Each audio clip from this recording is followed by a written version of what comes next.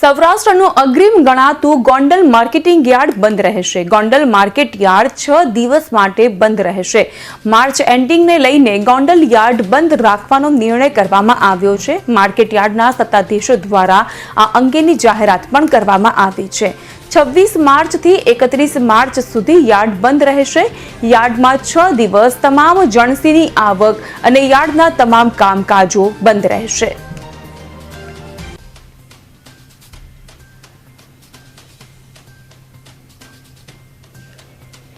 ગુજરાતના અગ્રીમ ગણાતા ગોંડલ માર્કેટ યાર્ડની અંદર વર્ષ પૂરું થતું હોય હિસાબ કિતાબ માટે કમિશન એજન્ટો તથા વેપારીઓ માટે આવતીકાલ 26થી 31 તારીખ સુધી 6 દિવસ માટે સંપૂર્ણ બજાર સમિતિનું કામકાજ બંધ રહેશે।